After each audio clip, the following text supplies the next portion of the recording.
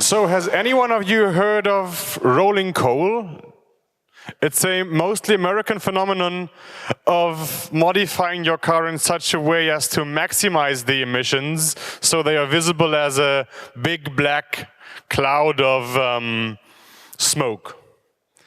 Apparently, I heard that VW cars are now very popular among the friends of rolling coal. But let's not joke so much and focus on the topic at hand. Daniel Lange has the mission to stop the omissions of emissions at VW. He spoke to hundreds of people since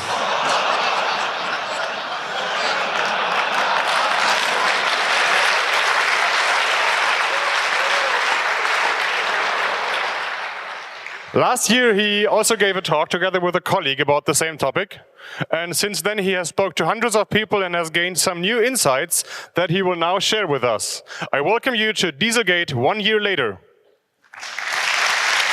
Thank you very much.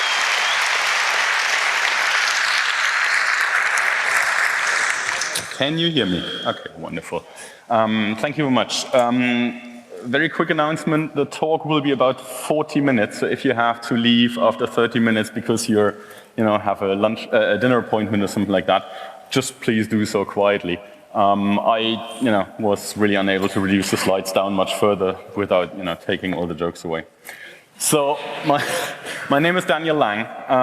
I have worked on the Dieselgate stuff on and off over the last year because I've worked with press, so I worked with litigation people. And kind of last year I was here because I felt that this Volkswagen notion of there's this rogue group of engineers was so utterly wrong, and everybody in the automotive industry actually knows this, that I just felt I had to speak up. And I don't know why, but they kind of keep motivating me to come back and point out their lies, so that's actually what I'm going to do. Myself, I've worked 16 years in the automotive industry, 14 years of that at a Bavarian manufacturer that's not located in Ingolstadt. And I run my own company, right? Faster IT here is a consultancy, but we don't work for the automotive industry, right? So that's why I can actually talk here and don't have much of an issue. Hello, next slide. Okay, this was broken in the process, so I'm fixed here. I can't walk. So everybody basically cheated, right? The emissions thing is not Volkswagen scandal, it's Dieselgate. It's something where nearly everybody basically has an issue. So this is why I actually would like to show you this slide to just relieve my conscience. This is about the temperature window. This is kind of the second last find that came out like middle of this year. That basically everybody has a temperature window where they reduce and at some point in time switch off the emissions treatment system. And if, like at Opel, which Felix is going to talk about later a bit more, or Nissan or Audi, for example, these kick in at 17 centigrade, that kind of has a flavor to it, that has a taste to it, because the testing is being done at 20 centigrade. And there's a 2 centigrade margin error. So that means, testing can be 18 to 22 centigrade, and when you start to switch off your emissions treatment at 17 centigrade, you just start to switch it off, like in most real-life situations in Northern Europe or in the States. But you're sure it's available when the car has been properly set up for testing. So sadly, that's the only slide I'm going to show which is not on Volkswagen. So I'm also guilty of not putting enough focus on the others. But Volkswagen is just so entertaining that I can't make that up with anybody else. So this is the money slide. This is kind of to update you in case you have been living under a rock for the last, 6 months. There's 2 class action suits. Class action suits are a legislation in the States which allows to collect actions from individual people that have owned a Volkswagen and have been betrayed together. And they have split the solution to those class action suits into two, because on the 2 liter it was rather easy. Volkswagen said, yes, we cheated, but on the 3 liter they maintained for quite a long time that they didn't cheat.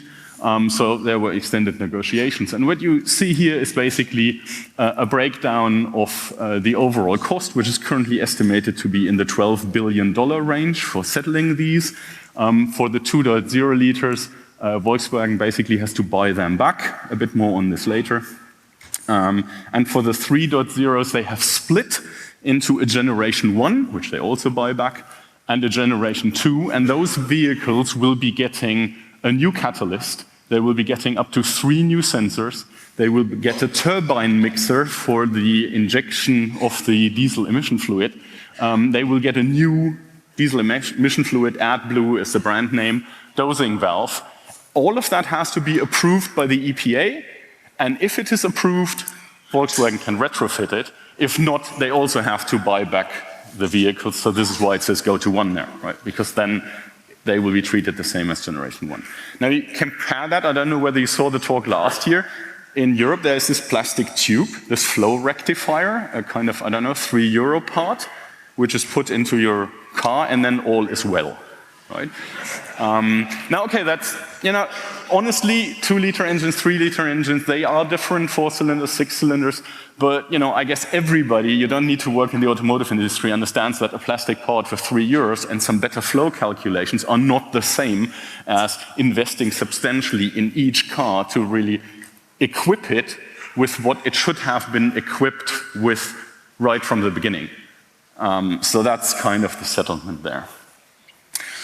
The process is quite interesting. Volkswagen has to reach 85% of all customers bringing in their vehicle for fix or buying back those vehicles. If not, there will be additional penalties. So that's the way that the US folks actually make sure that this is successful. And somebody in the States gets like $10,000 to $20,000 on top of the value of their car. So that's kind of quite substantial. For the states themselves, it's also quite interesting because the last lines you're seeing there is 2.7 billion on the 2.0 settlement, another 225 million on the 3.0 liter settlement.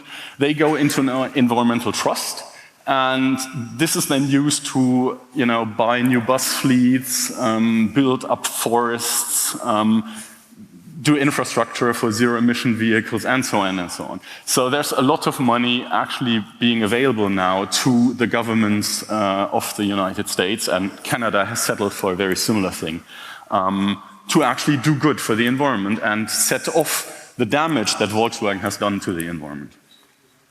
There's an unofficial figure, which I didn't put on the slides, so the press people that only read the slides don't get it, so they really need to see the talk. Bosch seems to have settled for a $300 million fine as well. So they will pay $300 million into the fund to offset their participation in the Dieselgate. I think you probably remember that we were discussing, you know, how much does Bosch know last year. And we basically showed that it's not possible to do this type of cheating without a close cooperation between the supplier of the electronic control unit, which is Bosch in this case, and the OEM, which is the Volkswagen Group. The callback process itself is quite interesting as well. This is the form that you have to fill when you bring in your car. And Volkswagen has hired more than 700 people in the States just to conduct this process. So this is not only, you know, about $5 billion to the environment and to zero-emission vehicles and building up the infrastructure. It is also really a job machine, because at every dealer there's a dedicated person taking care of this process, and there's 700 people that run it for Volkswagen Central in the USA. I find this mildly funny here, because in the process they're actually making you feel that your car has gone the mileage which is shown on the odometer. So about 30 to 40% of all cars sold in Germany have falsified odometer readings. This is really another scandal. This is something that's not being so widely reported on. But if you buy a used car, you have a chance of 1 in 3 that it's actually a car which is not worth the money you're paying. And it's so easy to fix this problem. but the OEMs don't seem to have an interest to do it. And the outcome here is that actually Volkswagen tells you, by law, you are required to give an honest statement how many miles does that car actually have. So, it's quite funny that they actually are bitten by the same problem which they have ignored in the market for a long time. Okay, so the thing is, the official narrative from Volkswagen is they want to buy back transparency and trust to their customers. This is from Mr. Müller, who's the CEO of Volkswagen Group at this time. From the very start, I have pushed hard for the relentless and comprehensive clarification of events. We will stop at nothing and nobody. This is a painful process, but it is our only alternative. For us, the only thing that counts is the truth. This is the basis for the fundamental realignment that Volkswagen needs. The board of management of Volkswagen deeply regrets this situation and wishes to underscore its determination to systematically continue along the present path of clarification and transparency. Can I have an applause for this, please? Thank you very much. And because heads of state and ministers don't read press clippings, they actually write letters like these to every head of state, to every minister in Europe, at least as much as I could verify, where they personally update the ministers to, give them the latest claims. This is from May 2016, so it's half a year later. And you can read it here. It's the same narrative is, we're doing well and, we keep you informed and, there's no need to listen to anybody else. We own the narrative. We are actually informing you. So, let's check one thing. Hello? Thank you. Right when the Dieselgate scandal broke, there was two things. There was the NOx issue, which has clarified that it's a real problem. There's defeat devices in the engines, they're being fixed. And there was a CO2 issue. CO2 issue was pretty clear because, the cars actually consume much more fuel than the sticker rating says. So there must be a problem there, right? There is a problem there. But Volkswagen called it off really quickly. And this is my Maha moment, right? Martin Haas is here. If you read that line here, no unlawful change to the stated fuel consumption and CO2 figures found to date, right? So there is Volkswagen saying, we didn't find anything to date. Now that kind of, that's a pointer, right? So let's keep on looking. This is from November this year. This is a new class action suit. And Audi in this case here is sued because inside their gearbox, inside their automatic gearbox, there is yet another defeat device. There's a defeat device that actually makes this car drive like a dog, so it shifts up really early, it doesn't provide any torque. But that is sufficient to run through test cycles, and obviously if the car doesn't have any power, it consumes very little fuel, and thus you get very good sticker ratings and you get very good CO2 emissions. So, we found it, right? Felix will give a bit more details on the technical side here. But this is a class action suit, so this is the same thing which they have settled for on the engines, now running for the gearbox and the module in the engines that cooperates with those gearboxes here. Next fact check. Warranties. Volkswagen refuses to give warranties in Europe. So, we are only getting those cheap fixes, but then people like the ADAC, the German biggest car owners club, asks, couldn't you please kindly at least give us a warranty? Can't you warrant that it will not have a negative effect on the car? And Volkswagen says, no, we can't. We'll give you a certificate, we'll give you a paper, but it's not a warranty. And this is juristische Feinheiten. So this is legal intricacies, right? We can't do this. It's very sorry, but you'll get a paper. Now, if you look at the States, this is the settlement which came out on on the 20th of December, so the second part of the settlement. And the American customers get a 10-year warranty or 120,000 miles, which is about 200,000 kilometers. And they get 4 years or 48,000 miles after the fitting of the new catalyst and all the other stuff inside the car. So that means not only they get a stash of money, not only they get their cars properly fixed, they also get a warranty that the proper fix is proper, and if not, Volkswagen has to redo it. So you see it is possible, but there's a huge discrepancy between the American legal system that forces the company to do this and the European legal system that apparently does not have any scare factor or any lever to motivate them to give a warranty. And they're not giving it by free will, right? They could just be generous and say like, of course we fucked up, sorry, we'll give a warranty. But they've been asked over and over and over again and they refuse to do this. So, Jack Ewing from the New York Times, one of the few really good journalists working on that topic, put it well. In the US, Volkswagen owners get cash. In Europe, they get plastic tubes.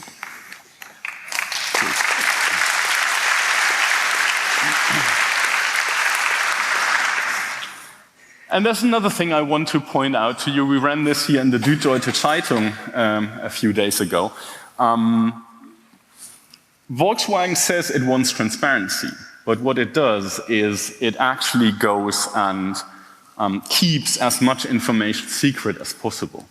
So in this case here, every time somebody sues Volkswagen, they settle, and they used to be settling in court, which means you could get the information, you know, what was the settlement value, did they buy back the car, and now they've learned and they settle out of court. Because then the court only records the two parties have settled, you know, somebody pays the fee for the court, which is only a few €100, and everything's fine. And you don't find out what the settlement is. So this is something which they're now doing quite on a big scale.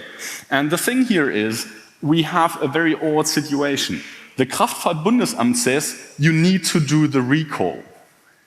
But legally, they have not ordered the recall. So this means it's something that is voluntary. Well, voluntary actually means it's voluntary for both sides.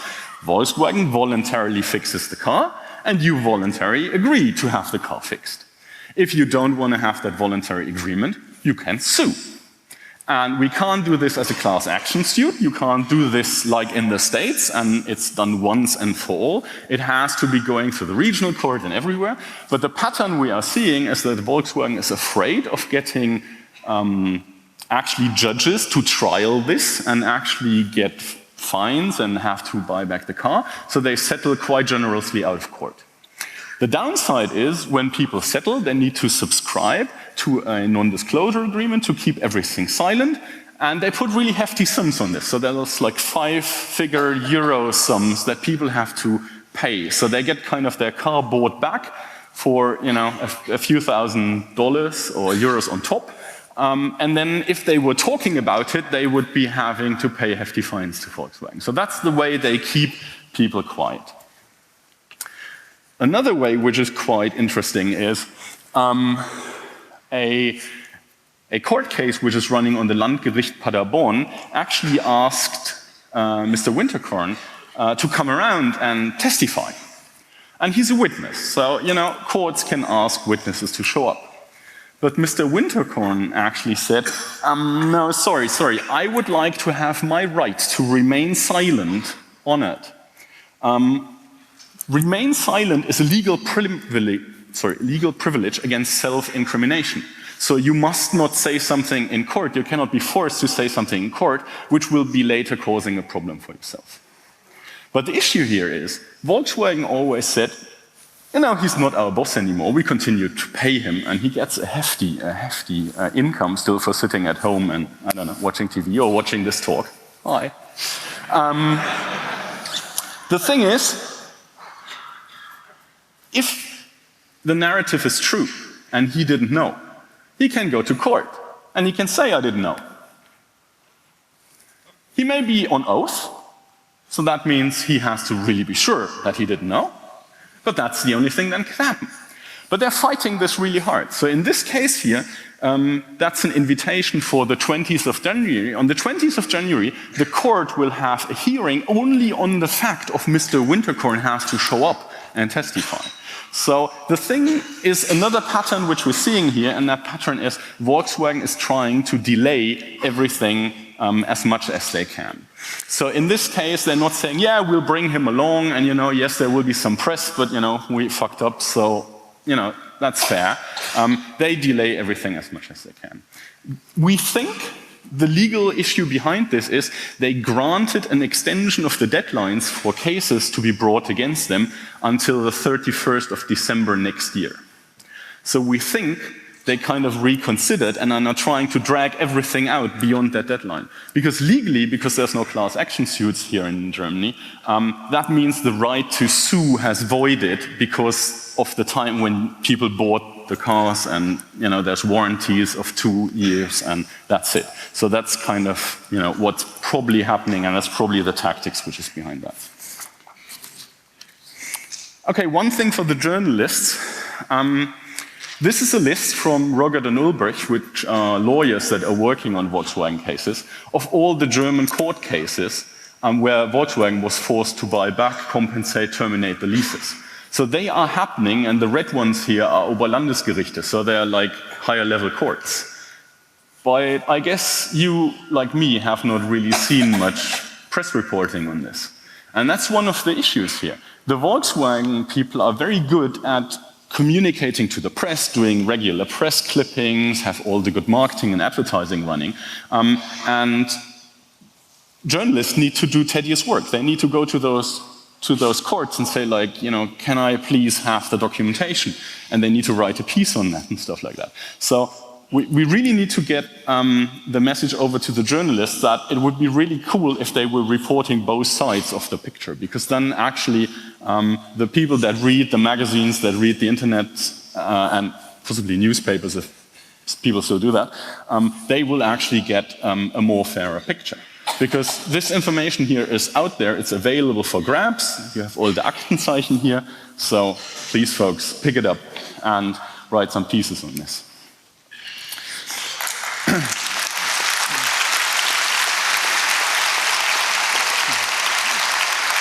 One of the things I predicted in 2015 was accidental data loss, right? Because always when these big things happen, and in the States, the thing is you actually get the right to request the other party to produce data for you. So it's different from the way it is here in Europe.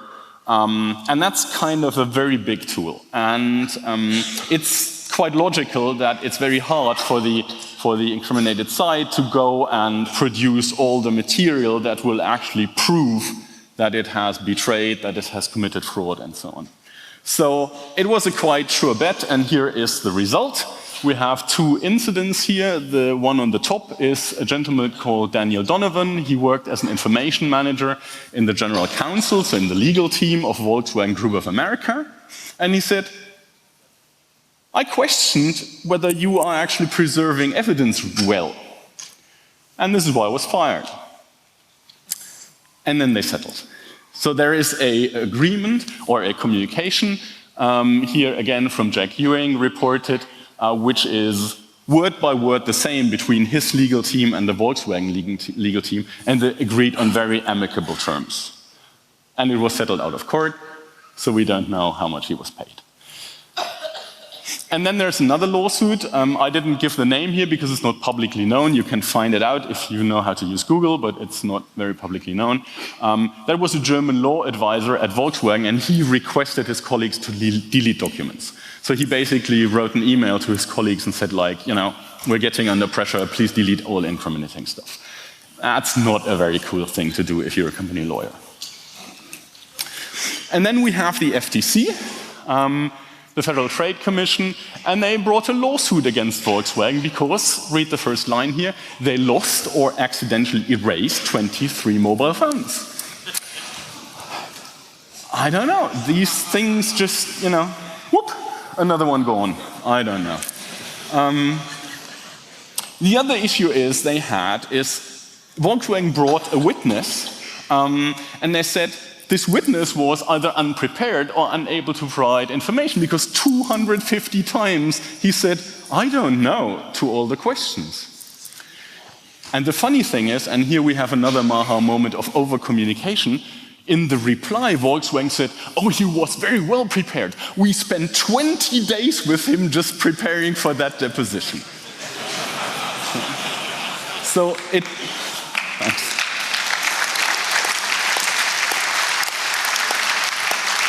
So it took Volkswagen 20 days to make one engineer say "I don't know" a sufficient amount of times. Okay, so why do we all have this problem in Europe, right? It seems to be working in the States somehow. Where does that come from?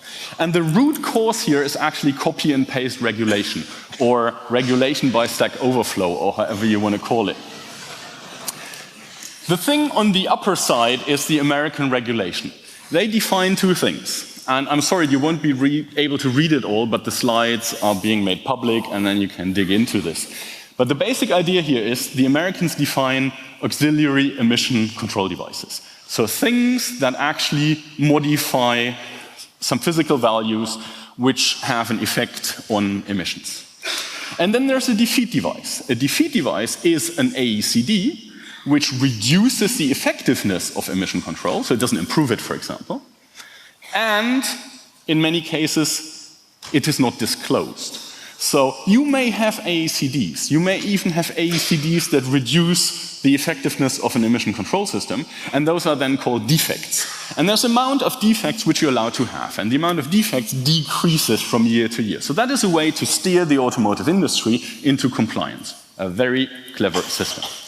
Now, whoever wrote the law for the European Communion actually just copy and pasted, which you can see because you will find all the same words there. And there's a second slide coming up, and you find more of the definition here at the top: vehicle speed, engine RPM, transmission, manifold vacuum, and so on.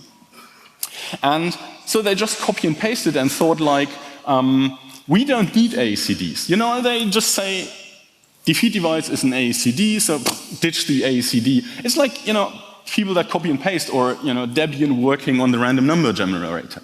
It's like, you know, I don't understand that code, it doesn't seem to be used, let's ditch it. And so they did, I don't understand AECDs, they don't really necessarily ditch it. But the problem here is, this is why Volkswagen can actually say, we don't have a defeat device. And the way they say it is, again, very lovely. They say,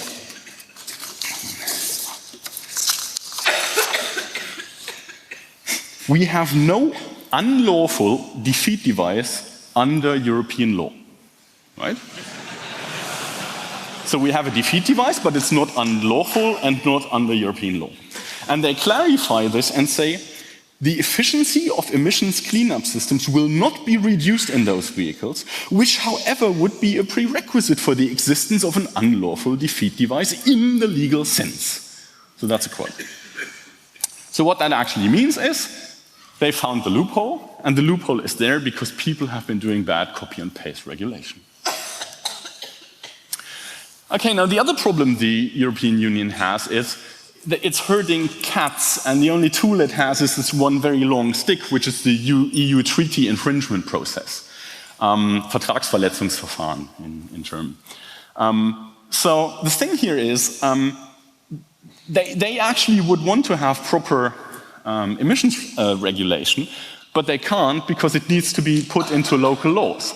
And there are 3 companies that didn't put any sanctioning mechanisms in place over 7 years. And there are 4 companies which didn't use those sanctioning mechanisms, and one of them is Germany, obviously. Actually, the UK will probably evade this because they can just sit it out. Brexit. Okay. So this guy here, he was really, really pissed because Fiat didn't show up when he said, but you are actually emitting way too much. We caught you in our lovely report which we made. So would you please show up and, you know, we'll really tell you off. And Fiat said, you know, we're an Italian company. We are regulated in Italy. We will answer the Italian people, well, we don't really want to chat with you. So he was really pissed. He made a press report. That was from a press report. And he said, like, This uncooperative behavior from Fiat is completely not understandable. All right. This is from Süddeutsche Zeitung, and it basically says that his people went and took the report, which was already very amicable. We know the quote, mit industriefreundlichen Grüßen, right? I don't know whether you've read newspapers. And they softened it down even more, right?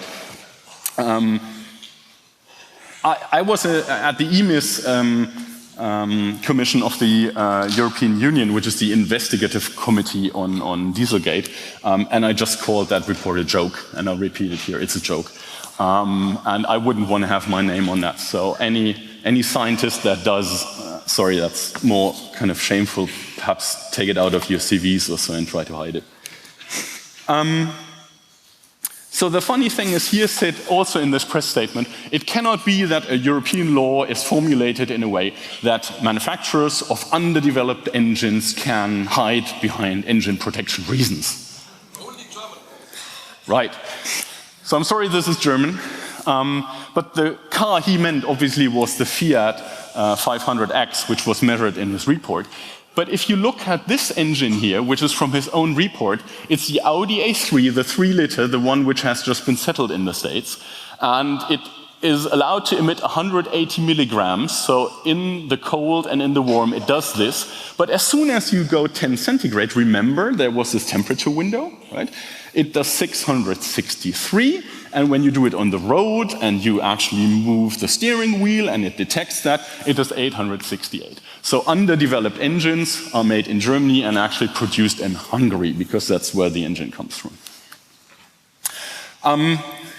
I was on a code retreat on an island in the Mediterranean Sea. I run my own company, so we can do great things for our employers. And somebody brought this, and I don't read Bild-Zeitung. I have to read Bild-Zeitung because they're the only ones who have a leak and get some information out of Volkswagen, and everybody copies them. It's really weird, right? Bild am Sonntag reports it first, and then die Süddeutsche Zeitung writes an editorial on it. And in here, I found a gem, and the gem is the Kraftfahrtbundesamt doesn't actually have people who are able to analyze what Opel gives them. So they have tasked Felix Domke, the guy who's coming after me, and asked him to actually verify whether Opel has actually implemented a fix.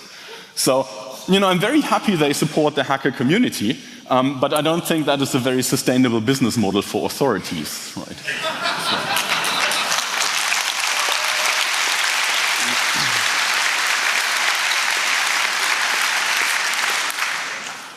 Okay, so second to last point.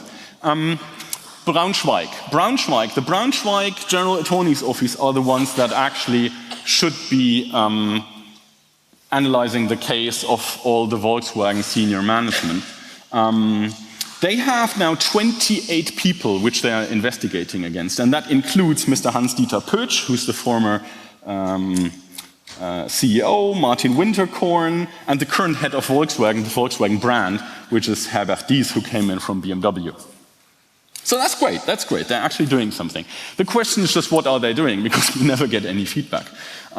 So I don't know, I have no clue what they're doing. I'm in good contact with nearly everybody, but they actually only rang me once, and the only thing they asked is, do you have Felix Domke's phone number? Perhaps Felix knows more, perhaps he's able to tell us more what they're doing. The good thing is other people are doing something. That's the Court of Mayo, which is in Ireland. Very nice place, you should go and visit it. And they have the same legal mechanism that they have in the States. So they have the capability to order somebody to produce documents to clarify the case. So in this case, the judge, Mrs. Devins, has ordered Volkswagen to produce documents. And they hate this. They were furious. So what happened is, the next time they had a meeting, which was in September of this year, the legal representative told the court, this is completely inappropriate and unfair. I did not bring anyone except myself, because we think you do not have jurisdiction in the case. Now, it's an Irish lady that has bought a Volkswagen from an Irish dealer, but Volkswagen is sure they don't have any legal beef in this, right? So I don't know what they're thinking. And to actually add, to this, they walked out of the court. So in protest, the representatives of Volkswagen, their lawyers, walked out of the court. So the thing is, the judge is a very cool lady, and she said she would continue without Hamlet, referring to the play, and said the Volkswagen legal team here had a spectacular walkout. That has not happened to a court before. And the other thing is, so the Irish people are trying, to help the case a bit, and the States people are trying the same. They have a gentleman called Mr. Liang, who has worked a long time for Volkswagen, first in Germany and then in the States. And he is now basically the principal witness. They made a deal with him and said, we will limit the cost you will have, or the time even in jail that you have to do, if you cooperate with us. And the thing boxed here in red is, the defendant shall cooperate fully with the government, any other law enforcement agency, including, but not limited to, the Staatsanwaltschaft Braunschweig in Germany, right? So, the Americans are actually bringing the witness to Braunschweig, and I have not heard whether they even had a chat with him. At least there's nothing publicly known. All right, bonus round for the last 5 minutes. Somebody on Reddit actually managed to get his car bought back. Cool, super. He received $21,000 for it. The thing is, the buyback terms say it is okay if your car has damages because they actually want to make sure that somebody who has, a scratch or so, it doesn't get so complicated, right? So the buyback process actually just goes on what car is it, what did it cost initially, and what is the mileage, and we know about the mileage now. So this car apparently had some damage, and the guy thought, it's damaged anyways, all the front parts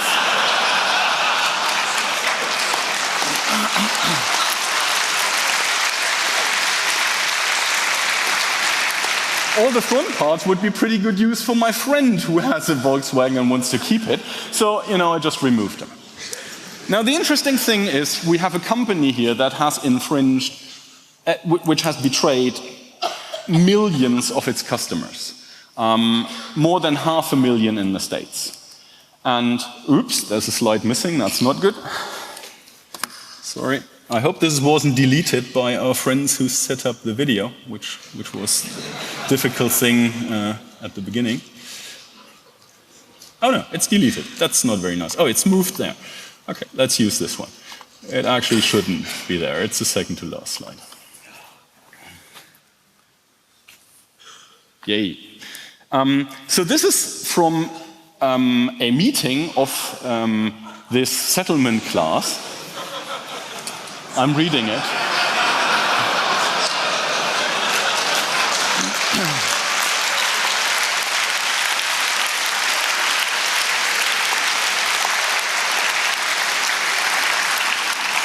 So, at least one owner went so far as to strip the car of almost every removable part, including seats, doors, a radio, and even the airbag. Now remember, that company has actually betrayed 500,000 people in the States, a few million worldwide. They've made people pay way more for a car which is dirty because they believed it was clean. And now there's 5 people who strip parts of their cars and they complain to the judge. Okay, that's it.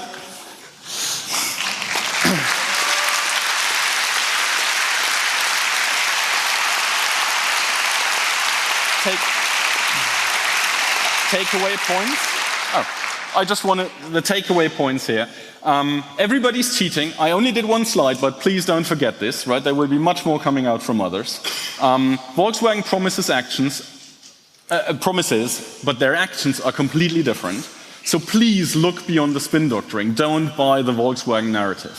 And the other thing is we don't have a functional regulation in the EU. I hope Julia Reda and the others are able to fix it, but this will be a really tough task. Okay, thank you very much.